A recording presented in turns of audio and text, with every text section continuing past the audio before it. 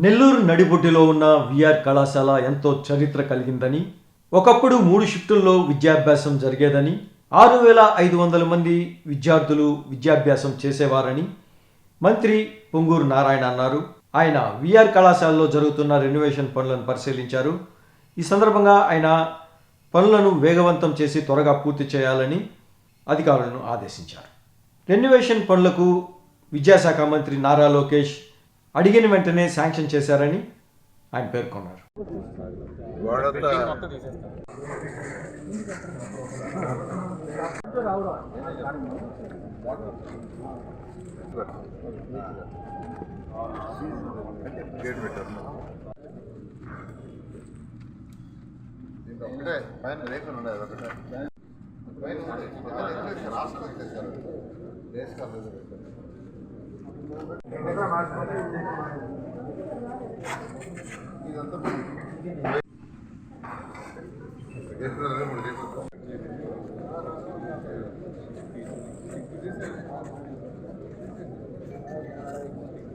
VR high school అనేది నెల్లూరుకి central నడి ఒట్టులో యాక్చువల్గా ఉంది. అంటే నెల్లూరులో ఉన్న యొక్క టౌన్ మొత్తం తీసుకుంటే ఉంది. ఇక్కడ ఒకప్పుడు నాకు తెలిసి 1979 దాదాపు 6500 మంది ఆ యొక్క విఆర్ కళాశాల పిల్లలు చదువుతున్నాడు. 3 షిఫ్ట్లు, మార్నింగ్ షిఫ్ట్ డిగ్రీ, మధ్యాహ్నం షిఫ్ట్ ఇంటర్మీడియట్, రాత్రి మళ్ళా డిగ్రీ అండ్ ఇంటర్. ఎందుకంటే 79లో నేను లెక్చర్గా పనిచేస్తాను.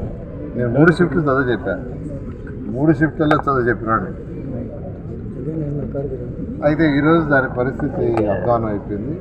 సరే, ఇక్కడ విఆర్ హై స్కూల్ తీసుకుంటే ఈ విఆర్ హై స్కూల్లో నేను చదివా, ఆ విఆర్ కాలేజీలో చదివా. ఈ హై స్కూల్ ఈరోజు చూస్తే మూసేశారు, విద్యార్థులు లేరని నడి ఉంటుంది. అయితే 2014-19లో ఇక్కడ నేను ఒక రెసిడెన్షియల్ కళాశాల పెట్టి 300 మంది విద్యార్థులకి, 150 మంది నెల్లూరు జిల్లా వాళ్ళకి, మిగతా 150 మిగతా జిల్లాల్లో ఉన్నాడు కూడా ఇచ్చే మెరిట్ స్టూడెంట్స్కి బ్రహ్మాండంగా స్టూడెంట్స్ ఐఐటి, ఎన్ఐటి, ట్రిపుల్8లో సెలెక్ట్ అయ్యారు. సెలెక్ట్ అయిన విద్యార్థుల్ని ఆ రోజు అజీజ్ వెహికల్లో నెల్లూరు టౌన్ అంతా ఊరేగింపు చేశాడు. ఈరోజు అక్కడక్కడ అవపడుతుంటారు, సార్ మేము విఆర్ హై స్కూల్లో మీరు పెట్టిన స్కూల్లో చదివాం, ఈరోజు ఐఐటీలో ఉన్న కంపెనీల నుంచి చాలా ఆనందంగా ఉంటుంది. అయితే ఇప్పుడు దాన్ని రెసిడెన్షియల్ మూసేసేది డేస్ కాల్ పెట్టారు. అయితే ఎలక్షన్స్కి ముందు నేను ప్రామిస్ చేశాను ప్రజలకు, నెల్లూరు ప్రజలకి, ప్రభుత్వం రాగానే ఈ విఆర్ హై స్కూల్ మళ్ళీ స్టార్ట్ చేసి నర్సరీ నుంచి ఇంటర్మీడియట్ దాకా ఒక 1500 మంది 2000 మంది స్టూడెంట్స్తో హై క్వాలిటీ ఆఫ్ ఎడ్యుకేషన్, అది పేదల నిరుపేదలకు మాత్రమే. హై క్వాలిటీ ఆఫ్ ఎడ్యుకేషన్ పేదల నిరుపేదలకు చేస్తానని చెప్పాను.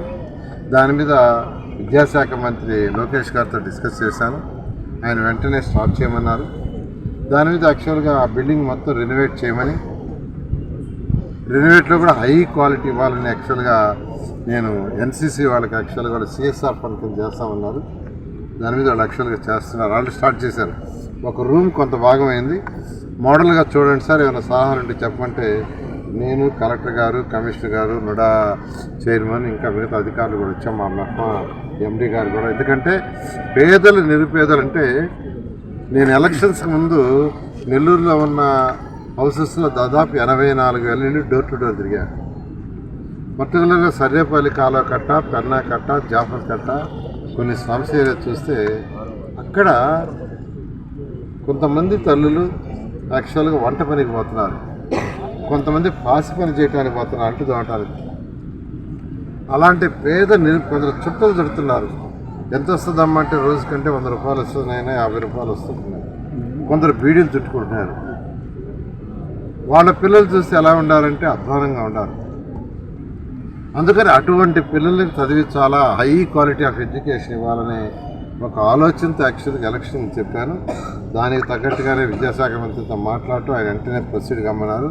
ఇది రాష్ట్రంలో ఒక మోడల్ స్కూల్గా కావాలని, హై క్వాలిటీ మొత్తం కంప్లీట్గా అన్నిటికీ ఇంటరాక్టివ్ బోర్డులు ఇవ్వటం, అన్ని ల్యాబ్స్ ఎస్టాబ్లిష్ చేయటం, ప్రతి స్టూడెంట్కి బస్సు ట్రాన్స్పోర్ట్ ఫ్రీ